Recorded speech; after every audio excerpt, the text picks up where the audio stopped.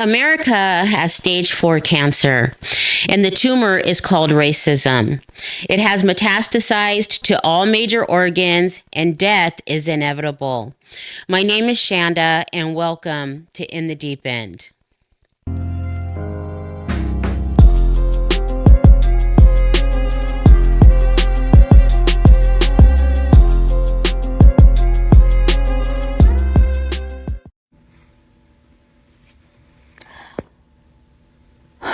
My husband and I are like beyond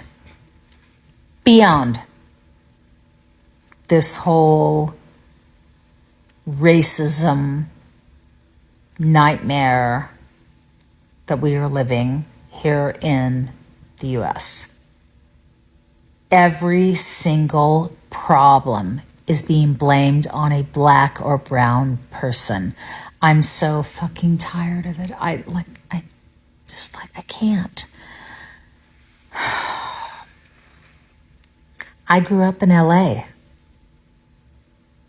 a cultural bounty of beauty. Brown, black, white, Asian, beautiful. I'm in East Tennessee. Don't ask how I got here because it's not good. This administration wants to completely get rid of anyone of color. And as a white person, I am disgusted.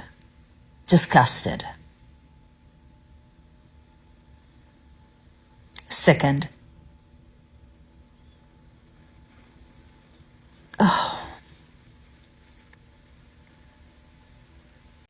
Chemo and radiation treatments tried and failed. Reconstruction amendments, civil rights movements, desegregation, affirmative action, diversity, equity, and inclusion, the teaching of critical race theory to bring an overall understanding to the masses all failed.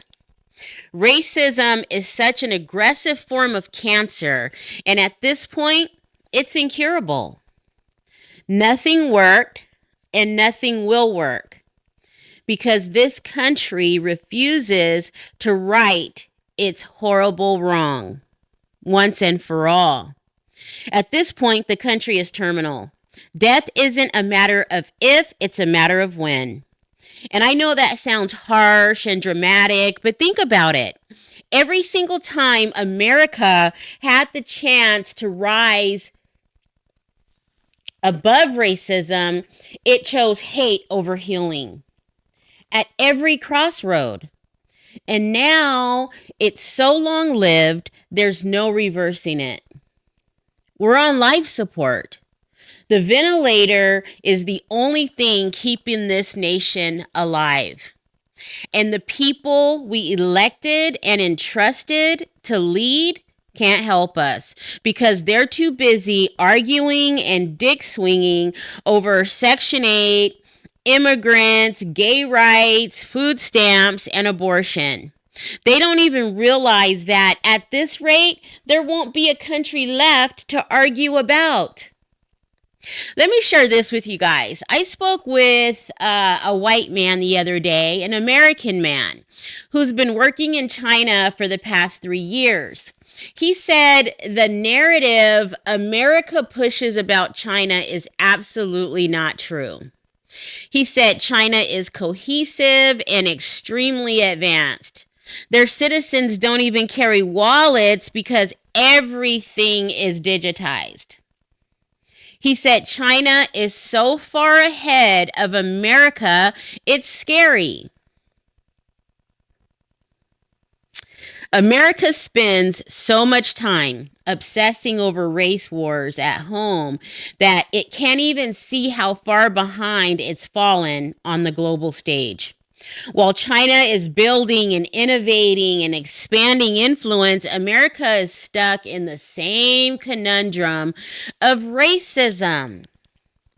White America is obsessed with Black people on food stamps, black people on Section 8, black people, and DEI blocking critical race theory from being taught in schools. They've even abducted the term black fatigue. Black people, black people, black people. And when it's not about black people, it's immigrants. The immigrants are taking our jobs. The immigrants are draining the system. The immigrants are getting food stamps and medical care. When it's not about immigrants and blacks, it's about gays and trans people. They are so obsessed with non-whites and LGBTQ issues, everything else fades to black.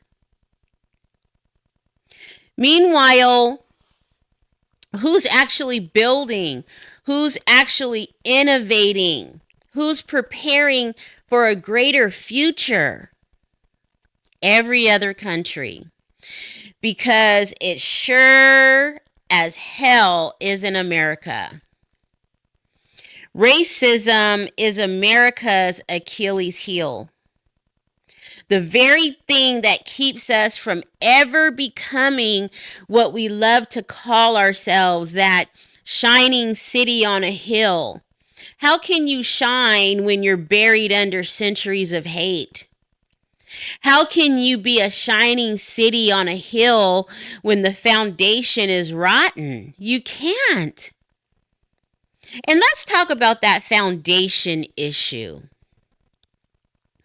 Because America loves to brag about being exceptional, about being the land of freedom and democracy, but it's a lemon. I mean, think about this scenario, if you will. If you are in the market to buy a house, you find one you like, you're excited about it, and you start the process of purchase. The very first thing the home inspector is going to check is the foundation. Because if the foundation is compromised, the whole house is compromised. You can slap on new paint. You can put in marble countertops. You can upgrade the roof and every fixture in the house. But none of that matters if the foundation is cracking underneath. That house will be fraught with problems after problem after problem and will not last. It might look good for a while. It might even impress people driving by. But eventually the cracks start to show. The floors tilt, the walls split, and one day it all comes crashing down. That's America. Racism is the rot in the foundation. It's been there since the first brick was laid. Slavery, genocide of Native people, the exploitation of immigrants. That was the cement, the steel, the beams, the wood. And instead of fixing it, instead of rebuilding it, America just built higher and higher on top of a bad foundation. And now the cracks are showing everywhere. You see it in our politics, where entire parties' campaigns are built on fear of the other. You see it in our economy, where wages stay low while workers are kept divided by race, so they never unite to demand better. You see it in our schools, in our neighborhoods, in our justice system. Those are the cracks in the walls, guys, the signs of a foundation that was never solid to begin with. And here's the part America doesn't want to admit. Once the foundation is gone, there is no saving the house. You can't repair it halfway. You can't patch it up. A house built on a bad foundation is doomed from the start. And unless you're willing to tear it down and rebuild from the ground up, collapse is inevitable.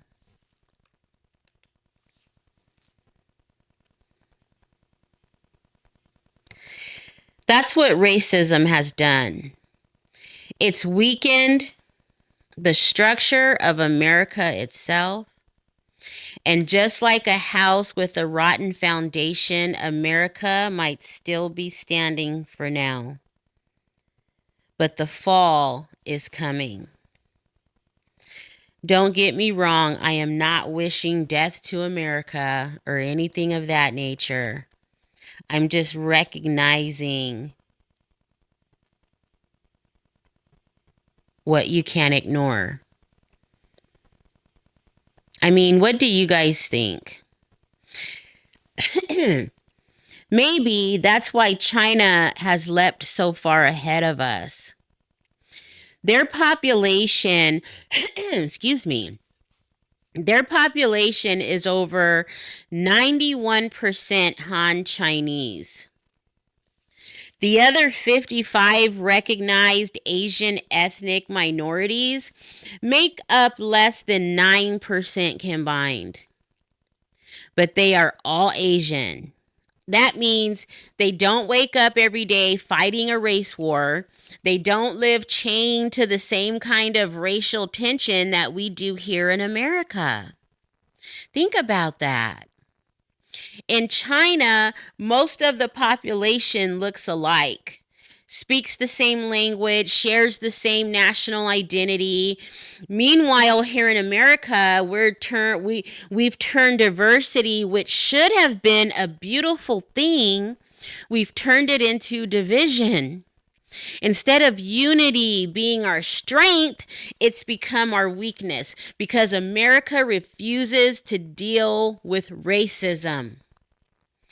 Here in America, every issue becomes racialized. Every policy debate becomes, what are black people getting for free? What are the Mexicans taking from us? Or are immigrants being given too much? And while we're busy hating each other, we're losing the race on the global stage. You know, Martin Luther King made a statement. I'm just going to summarize because I don't remember it verbatim. But he says something like, I fear I have led my people into a burning building. And as sad as that is, I believe that to be true.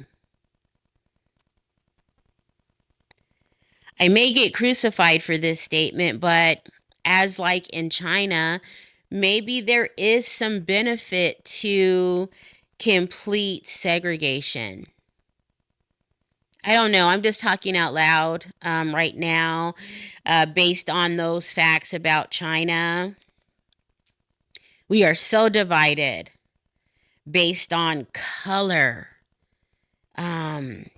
It seems so petty and so ignorant. We are separated by color, by hair, socioeconomics. It's just really sad, but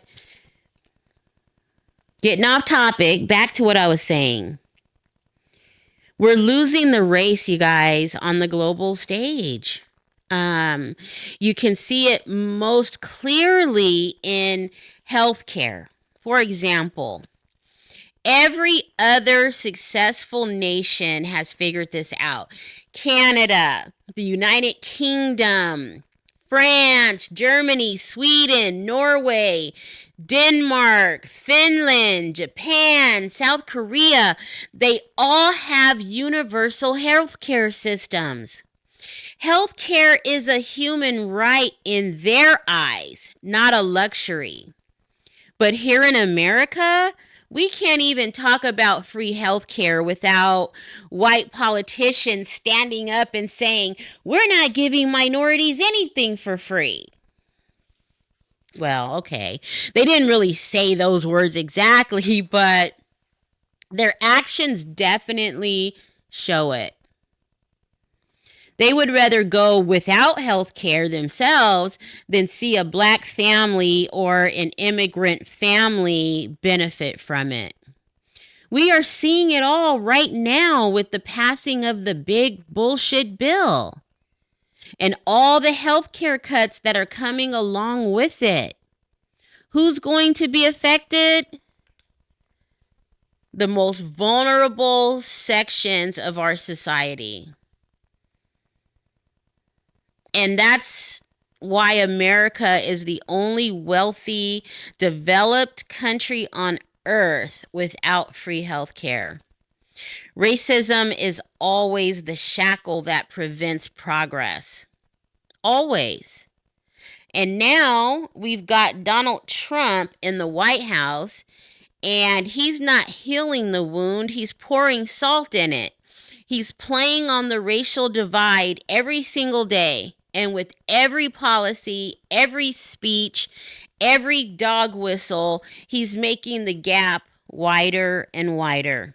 He doesn't want unity. He thrives on division because division keeps him powerful. Division keeps his base angry and loyal. And division keeps America sick. What good is diversity if the people in the nation are not advanced enough to integrate it successfully? That's America's problem. The people here are not advanced enough, not disciplined enough, not united enough to make diversity work. Instead of pulling together, we tear each other apart.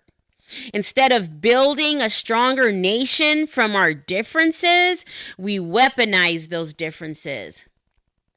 And while we're stuck in that endless loop, other nations don't have to lift a finger to beat us because we're beating ourselves.